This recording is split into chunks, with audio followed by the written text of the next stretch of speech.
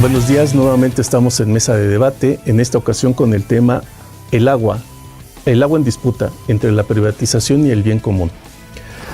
El pasado 5 de junio el presidente Enrique Peña Nieto firmó 10 decretos que modifican la situación de cerca de 300 cuencas en el país. Señaló que con esto se garantizaba el abasto de agua por el país en los próximos 50 años. El hecho marca un debate abierto, por lo menos desde 2015, con la llamada Ley Corenfield, en el que unos tienen un objetivo: privatizar el agua, y para otros garantizar el abasto del mismo. Los decretos, según expertos, lo que hace es levantar la prohibición de extracción sobre 9 regiones hidrológicas con 300 acuíferos. No se dice que se permitirá el uso comercial, sin embargo señalan que esto abre la puerta para el uso del usufructo para inversiones privadas. Aunque el Estado sigue manteniendo la rectoría sobre la materia con la Ley de Aguas Nacionales, lo que los decretos implican sería una interpretación sobre cómo llevar a cabo la ley. Este es el contexto con el cual nuestros invitados en esta ocasión van a debatir con nosotros sobre qué situación nos encontramos sobre los usos del agua, qué mitos, qué realidades y en qué contexto debemos de interpretar esta nueva situación. Nos acompañan en esta ocasión el doctor Nemer Narchi, investigador del Centro de Estudios de Geografía Humana del Colegio de Michoacán, y él es antropólogo ambiental. El doctor Yanga Villagómez, investigador del Centro de Estudios Rurales del Colegio de Michoacán, y él es sociólogo ambiental también, especializado en asuntos neoambientales. El doctor Octavio González Santana, también investigador del Centro de Estudios de Geografía Humana, es un geógrafo abocado pues a todos estos problemas también de cuestiones ambientales en la actualidad. Quisiera hacerles la primera pregunta sobre el antecedente en que tenemos antes de llegar al 5 de junio con estos decretos. ¿Por qué el presidente Peña Nieto utiliza la figura de los decretos para esta acción y no el legislativo para reformar la ley? Entonces un contexto pues del antes para llegar al 5 de junio para después abordar las situaciones de las interpretaciones en pro y en contra que tienen estos 10 decretos. ¿Quién quisiera empezar, doctor Narchi? Pues en realidad lo único que me parece es que tiene que ver con muchas otras cosas, además de, digamos, un plan maquiavélico para privatizar el recurso. En una atmósfera electoral ríspida, donde vimos que hay un voto antisistema, tal vez una iniciativa de ley podría malinterpretarse de peor manera que como se maneja con los decretos. No estoy hablando a favor de ellos, pero estoy diciendo que yo en ese caso, si hubiera sido el presidente de la República, cosa que sería muy afortunada para este país, es un chiste, lo hubiera hecho de esa manera, nada más por el ambiente electoral que privaba en el momento. Doctor Villagómez, ¿qué teníamos antes de llegar a esta ley sobre cómo era el uso de la Ley de Aguas Nacionales? Bueno, yo recuerdo que me parece fue desde 2015, ya tenía su historia, la Comisión de Recursos Hidráulicos de la Cámara de Diputados, que estaba presidida por un diputado me parece que era del PRD, no recuerdo ahorita su nombre.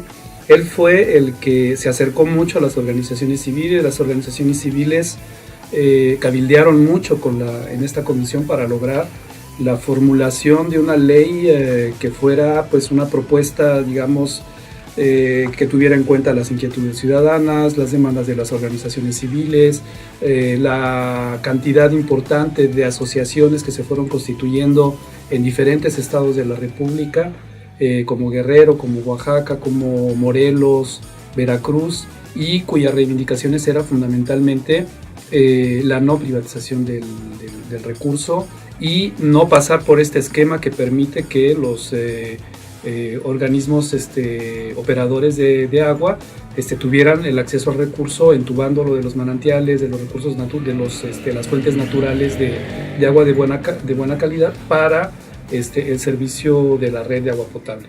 Y esto pues iba evolucionando bien hasta que esta comisión, a través de este diputado, presenta la iniciativa a la Cámara de Diputados, y resulta que era una ley completamente distinta, ¿no?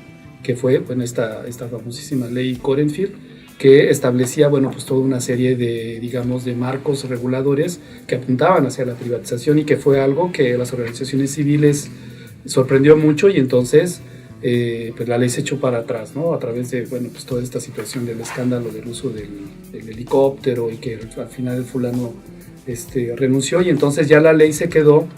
Ese trabajo que duró como cerca de 2 años durante la legislatura de esa época, pues ya no se realizó, y entonces la ley se fue a la congeladora, y la nueva propuesta, que era esta propuesta privatizadora, la echaron para atrás, y entonces todo se quedó en stand-by, cuando ya se venía un escenario electoral, que es del que habla Neme. Entonces estamos ante un contexto en el cual no les quedó de otra, ¿no? Porque el contexto legislativo y político no daba para ese tipo de situación. Doctor González Santana. Bueno, yo iría un poquito más a la parte histórica. No olvidemos que México, principalmente siglo XIX, el tema del agua era un asunto privado. La legislación de ese momento manejaba que los famosos derechos ribereños. Y bueno, en ese siglo XIX se empieza la rectoría del Estado de las Aguas, ya con la Constitución del 17, entonces ya se declara que las aguas son propiedad de la nación, y entonces, bueno, el Estado es la entidad rectora, ¿no? En el transcurso del tiempo se va perfeccionando el instrumento, y bueno, se crean las medidas de conocer los recursos, tanto el agua superficial, el agua subterránea, los instrumentos del Estado para controlar cuando son situaciones de emergencia, que son los decretos de veda. Y ese sí estuvo manejando, digamos, hasta los años 70, y bueno, lo que tiene que ver con los 90. Es cierto que México ha tenido un gran avance en términos de la política de agua, es uno de los países que más han legislado, pero bueno, también es cierto que nuestro país ahora es de todo un país urbano, es decir, nuestra población está en centros urbanos, y el aprovechamiento de las aguas ya digamos, ha llegado a un nivel que no hay tanta disponibilidad. Entonces ya empiezan las disputas entre los diferentes sectores, porque la gran mayoría del agua está de alguna manera ya repartida, ¿no? Entonces eso, en el momento de las reformas neoliberales, que en este caso estamos hablando de la modificación del artículo 27 del 92, y se crea la nueva ley de agua y su reglamento, entonces es cuando empieza el proceso privatizador del agua. Ya mis compañeros señalaron el tema de la ley Corefit, pero bueno, no hay que olvidar también el marco de flexibilización de los recursos estratégicos de este país, que no nada más es el agua, también son los sectores, el sector energético, la minería, y en estas leyes de lo que tiene que ver con el marco entre lo que puede ser la parte energética y la parte minera, justamente ya se empiezan a privilegiar los usos del agua cuando ya hay una disputa con respecto a la gran empresa. En este caso estamos hablando de las compañías mineras o de otra naturaleza, y entonces ya se tiene que manejar otros mecanismos en los cuales ya hay una disputa abierta por el agua, y entonces, bueno, con estos decretos que establece el Ejecutivo Federal, entonces me parece que se abona un poquito más a estas posibilidades de qué es y cómo se tiene que manejar el agua. Entonces el agua ya no es suficiente, ya en algunas zonas es un gran problema, ya no es un problema no solo de disponibilidad, sino de una abierta disputa. Entonces, en ese sentido, me parece que, bueno, esta capacidad y obligación del Estado de regular ese tipo de relaciones, de alguna manera va cediendo terreno al interés del gran capital, y eso se ha visto en muchos ámbitos, ¿no? Muy bien. Al parecer, la figura de las concesiones no es el problema, como ustedes ya han dicho en esta primera participación, pues bueno, formaba parte de la legislación mexicana desde la Constitución del 17 en adelante. Ese creo que no es el problema. Lo que sí es el problema es tránsito, pues, de considerar el agua como un factor importante para la vida, y que incluso la ley mexicana ya la contempla como un factor de derechos humanos, a una mercancía tal cual, en un proceso de explotación capitalista de los recursos naturales. Es curioso que sean las industrias extractivas más agresivas, como la minería, y ahora posteriormente les voy a preguntar sobre el fracking, los que sean donde se pone más énfasis, ¿no? Sin embargo, bueno, también por estadísticas, lo señalaba el doctor Villagómez, pues el 70% del agua es para consumo no humano, ¿no? Es básicamente agrícola. Bueno, entonces quiero preguntarles esto. Entonces, lo que debemos de ver entonces es el cambio de lo que hacia dónde van las concesiones, no por la concesión en sí, ¿no? Sino ¿Cómo es la actual dinámica? ¿Cuál es su opinión en esto? Yo creo que es muy, como todo, muy complejo. Para mí el agua tiene tres tipos de vida, ¿no? El uso social o el uso común del agua, la mercantilización del agua y la privatización, y hay que diferenciar muy bien entre esas dos. Creo que el gran problema, ¿sí? A pesar de que casi todo el uso del agua, como decía el doctor Yanga, sea agrícola, ¿no? Escándalos como el trasvase del acueducto de Independencia, yo creo que no son comparables en escala al trasvase que sufrimos en el día a día con el agua embotellada. Entonces, para mí esto es una mercantilización verdadera del agua. El agua se vuelve un commodity, se vuelve una propiamente dicho, aunque sea redundante, mercancía, y se ofrece directamente al consumidor con el simple objeto de venderte plástico en realidad, porque los precios son más para cubrir el plástico y el transporte que para cubrir el precio del agua. Y después viene el otro uso, el uso privatizado, en el que la industria es la que se aprovecha del agua, pero como un recurso de uso industrial, no como una mercancía. No sé si estoy siendo claro con eso. Entonces ahí es donde uno empieza a despertar suspicacias, ¿no? Y por el otro lado, no sé si estén familiarizados con la declaración a propósito de los decretos que hace José Sarucán acerca del derecho al medio ambiente, que es un derecho muy importante, el derecho al medio ambiente como usuario del agua, y la gran cantidad de trabajo, no recuerdo la cifra exacta, pero me parece que era de más de una década, que Sarucán manifiesta hay detrás de la Conavio para avalar esta decisión de hacer los decretos. Entonces, estoy siendo un poquito abogado del diablo aquí, ¿no? Porque mi vocación política e ideológica me inclina hacia otros lados, pero viendo el gran éxito que tuvieron con el flujo pulso en el delta del río Colorado, los salvadores del delta liderados por Belín Hinojosa, entre otras personas, y cómo se reclaman los derechos del agua del medio ambiente, y cómo este medio ambiente apenas recibe agua empieza a revivir de una manera dramática, ¿no? Empieza a haber castores ahí cerca de San Luis Río Colorado cuando hace 50 años no los veían, empieza a haber una subida distinta de peces a la que había antes. Entonces, pensando en este derecho del medio ambiente a ser un usuario del agua, no se me hace tan descabellada la declaración de José Sarucán, pero habría que ver en el mediano plazo, porque todo funciona así aquí, cómo es que van a operar estas concesiones, o más bien, cómo van a operar las concesiones dentro del decreto o de los decretos. Pareciera que estamos en un nuevo contexto de desarrollo capitalista en México, que su modelo cambió, porque esta situación no era un problema de debate hace 50 años.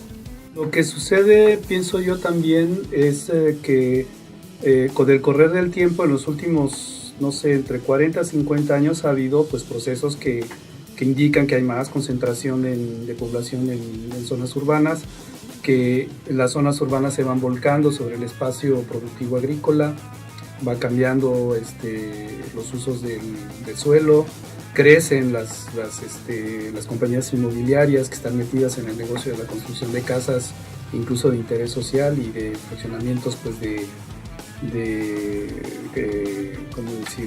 clase media alta, y entonces eso va generando una demanda muy fuerte para tener acceso al recurso. Entonces creo que esos procesos de concentración de población que están presionando el recurso, la escasez, ¿no? Que también con las últimas décadas se han constatado fundamentalmente como consecuencia del cambio climático, etcétera, ¿no? O sea, que hay toda una cuestión ambiental compleja, pues hace de que esa misma agua se reutilice, se contamine, se le dé uso agrícola, etcétera, etcétera, ¿no? Entonces hay un factor ahí, por ejemplo, de contaminación, que hace que para que tengas agua de buena calidad para consumo humano, pues te vayas también a tratar de entubar los manantiales naturales de donde sale agua naturalmente purificada o naturalmente apta para consumo humano, ahora sí que no requiere de la mano del hombre para ser consumida por el ser humano. Entonces como que hay un círculo, ¿no? Un círculo vicioso, en el sentido de que las concentraciones urbanas generan contaminación que va hacia las aguas superficiales que tienen uso agrícola, que van a ser utilizadas en la producción agrícola y que pueden ser reutilizadas o que tienen que ser reutilizadas a través de plantas potabilizadoras, etcétera, etcétera, que el Estado no no es capaz de financiar por una cuestión de privatización precisamente de los organismos los organismos que manejan las redes de agua potable, y entonces eso también pues va generando esa presión en el recurso por parte de industrias como la cervecera, como la de la venta de agua, la de las mineras, y entonces ese esquema de las concesiones pues favorece, ¿no? Sobre todo en cuestiones de aguas superficiales a todas estas empresas que lo van a seguir demandando. Doctor González. Bueno, creo que también el tema ambiental es una situación muy importante en este caso, y que al menos en mi perspectiva que tiene que ver con cómo se regula el marco legal del agua y lo que tiene que ver con los usos y reusos, inclusive los impactos de la contaminación de los recursos hídricos. O sea, me parece que no hay una especie de disociación en estos ámbitos, y muchas de las maneras de resolverlo tienen que ver con multas y no necesariamente con estrategias para regresar los recursos al estado al que se encontraban. Otro de los faltantes es justamente que las aguas que están siendo fuertemente contaminadas, ya no digamos por los desechos de los centros urbanos, sino por los procesos industriales y algunos bastante agresivos. Dar el ejemplo de la industria de la curtiduría, por ejemplo, en la cuenca del río Turbio, contaminada con metales pesados y algunos altamente cancerígenos como el cromo hexavalente. Entonces, no hay realmente un compromiso real de digamos, el proceso de estas aguas para poder ser realmente reutilizables, que eso es una de las grandes propuestas de la modificación del 92, y que en realidad hay una fuerte desconfianza por el uso de estas aguas con respecto a un sector que puede ser potencialmente interesado, que puede ser el sector industrial o el sector agrícola. No están convencidos de la calidad de esas aguas. Por otro lado, me parece que las maneras de apropiación y del uso del agua en un sector tan importante como es el agrícola, que es el que más consume el agua, si lo manejamos como consumidor, pues sí es el que más consume, pero no hay que olvidar que es el que produce los alimentos que tenemos en nuestras mesas, más los que se exportan hacia los Estados Unidos, y bueno, ustedes saben todas las modas de hortalizas, bayas, etc., ¿no? Entonces, en ese sentido, digamos, hay zonas agrícolas de una tradición, no de años, sino de siglos, y que luego son irrumpidas por esos procesos de contaminación de agua, y entonces algo que era limpio, que tenía una relación de una manera armónica con el medio ambiente, es afectado. Y ahora son personas que son consideradas como malos agricultores, malos campesinos porque riegan con aguas negras, cuando realmente son sistemas que tienen 100, 200 años y sus aguas fueron contaminadas. Y esos casos, me imagino que se repiten. Bueno, el caso más emblemático pues, es el Valle de Mezquital en el Estado de México, que riega con aguas negras. Entonces son aguas no tratadas. Entonces ese es el otro tema también que está en la palestra, de qué vamos a hacer con todas estas aguas, porque en realidad la estamos ensuciando, la estamos mandando al mar o la estamos mandando a los cuerpos de agua. Y entonces, bueno, hay también cosas que hacer en estos aspectos, porque esa reutilización del agua de alguna manera pudiera mermar todas estas presiones que se están haciendo respecto al gran interés, porque bueno, si es la industria energética, no necesariamente requiere agua potable. La industria del negocio de las aguas embotelladas, desde luego que sí requiere agua limpia, pero en este caso es como que, como decía el doctor Neymer, el escenario es bastante complejo, pero creo que hay cosas que no se han hecho. Por ejemplo, el sistema de plantas potabilizadoras de agua, pues son más que todo buenas intenciones, porque la mayoría están sin funcionar. Por famoso sistema de segundo nivel de la planta de León, Guanajuato, que dice que procesa todas las aguas de origen industrial de la zona de León, pues resulta que, bueno, metros más adelante, después de esa planta, vamos a decir 2-3 kilómetros, el río está contaminado. La pregunta es ¿por qué? ¿No? Entonces son procesos que se van encadenando y que no se están cumpliendo. Si se cumplieran, entonces eso permitiría tener disponibilidad de agua. Y el tema que señaló el doctor Narch, o sea, la importancia ambiental para todas las partes de este planeta que necesitan para la propia existencia de la biodiversidad del lugar. Y esa agua no lo estamos considerando, la estamos utilizando con un fin utilitario tal vez de origen por una idea ingenieril, que fue la de los años, digamos, de la Revolución Verde en México, pero el tema ambiental es fundamental en este caso. Hay muchos temas y hay que seguir profundizando en ellos. Ustedes han abierto también, a partir desde sus puntos de vista, temas muy interesantes. Sin embargo, el tiempo de nuestro programa también, ahí sí no nos da para hacer esta profundización. Tendríamos que hacer varios programas, varias mesas de discusión en esto. Quisiera preguntarles por último, así, volviendo a nuestro objeto inicial de la discusión, de los decretos que firmó el presidente Peña Nieto. Un término que sí salta y que los especialistas han señalado que ahí está el peligro y que puede haber un manejo muy discrecional en cuanto a eso, o alertan pues sobre esto, son los trasvases. O sea, que hablaran sobre eso, pero ligándolo al modelo que ustedes ya han adelantado, si necesitamos, a la par de un modelo industrializador o capitalista, un modelo ecológico. ¿Es posible esto? Bueno, ahí a partir del pretexto de trasvases, que los expertos señalan que eso es privatizar y un destrozo ecológico irreversible, que ustedes también abonaran sobre esto, ¿no? Para terminar y cerrar una aproximación sobre el tema. ¿Doctor? Pues yo creo que este es nuestro principal error, se ha asomado en las intervenciones de mis colegas. Cuando hablamos de cómo se culpa a los campesinos por la contaminación de las aguas, cuando hablamos de que las plantas de tratamiento no funcionan, no dan cabida a tratar el agua de toda la ciudad o a tratarla de buena calidad. Tenemos un contraejemplo y tiene mucho que ver con los trasvases, y bueno, lo voy a tratar de adelantar un poquito, tratando de respetar el tiempo también. En La Piedad tenemos la mejor planta de tratamiento de todo México, La Piedad, Michoacán. Por años ha sido reconocida, sí, es multipremiada, opera muy bien, pero juntito, es la misma paradoja, vemos el río Lerma, ¿no? Que más bien es el río Nilo, así ni lo toques ni lo huelas porque está bien feo. Y entonces, ¿qué pasa con esas aguas? Y estamos viendo un tipo de trasvase, en realidad es un trasvase silencioso. No sabemos ver la calidad ecosistémica o la dimensión ecosistémica del tratamiento de las aguas, porque nosotros tratamos el agua que utiliza el foco urbano de La Piedad para regar alfalfas y sorgos y otros alimentos de ganado. Pero estos alimentos no sabemos a dónde van, como el carnicero no sabe de dónde viene esta vaca. O sea, muchas de las veces tenemos la fortuna de vivir en un lugar pequeño, sí, pero si yo les pregunto la última botella de agua que compraron, de dónde venía esta agua, el último bistec que se echaron, de dónde venía, pues yo creo que pasa lo mismo con las aguas, ¿no? ¿A dónde van todos estos forrajes?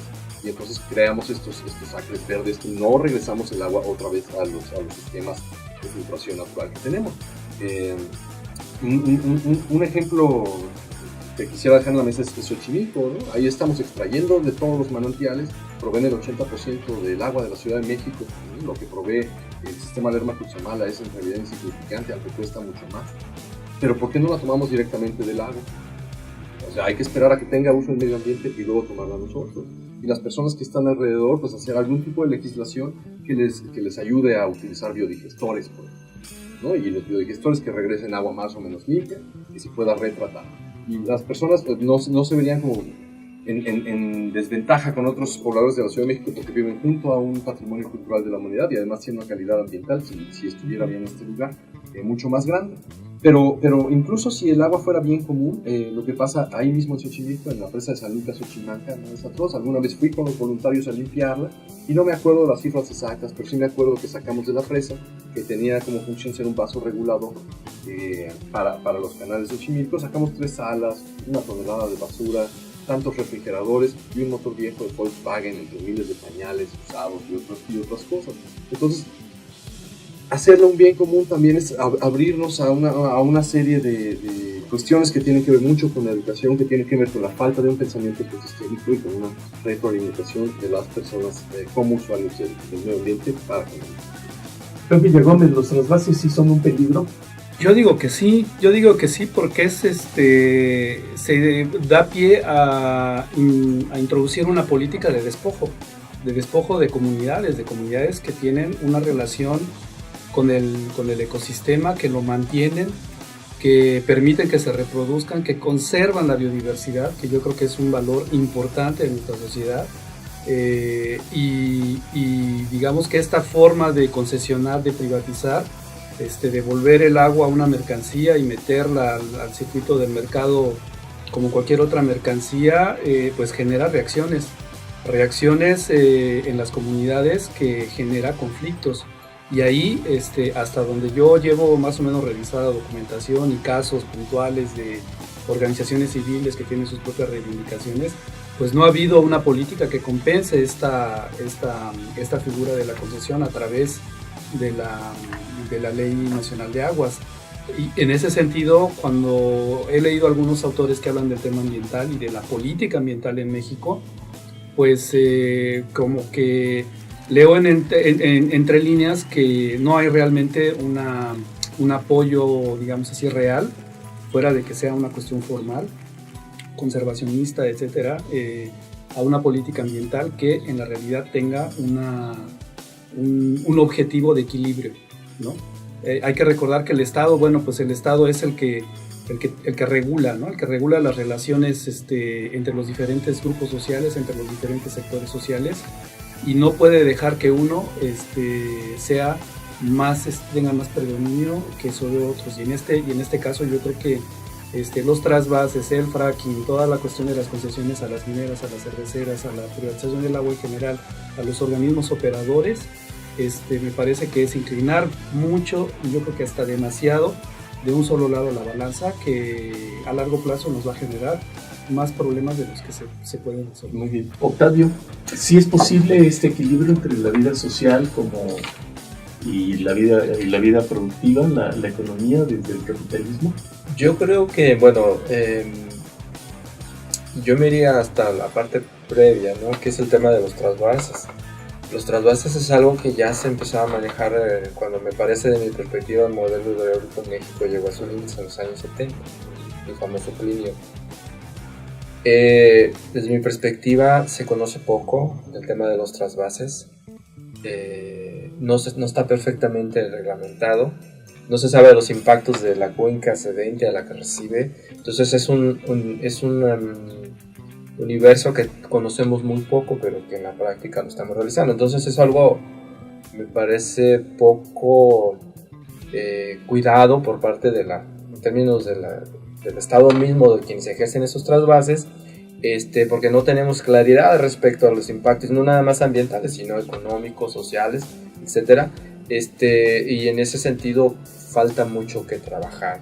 Y bueno, ya en cuanto a la parte de los grupos sociales en términos de usos tradicionales y lo que se confronta con estas ideas, la verdad las asimetrías son muy grandes, y eso, bueno, de alguna manera genera muchos movimientos sociales en contra precisamente de estas obras, ¿no? Tenemos el caso de la gente de Macapulín, en el caso del estado de Jalisco, justamente de que se oponen a una obra que en esencia es un trasvase, ¿no?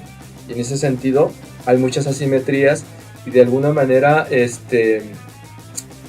todo esto pues tiene como varias arenas en las cuales se disputa, y si estos grupos no son acompañados por organizaciones civiles, por gente que de alguna manera les permita un acompañamiento y un apoyo, en realidad las asimetrías dejan poco de posibilidades, en este caso para los grupos sociales, y eso es una esencia que dijo ya el doctor Yanga, que el Estado debe regular, y sin embargo tiene otro tipo de movimientos, y sabemos que en el fondo es una disputa o un arreglo entre la ciudad de León y la ciudad de Guadalajara, o entre Guanajuato y Jalisco, con respecto de los usos de ciudades que tienen problemas para el abastecimiento del agua potable.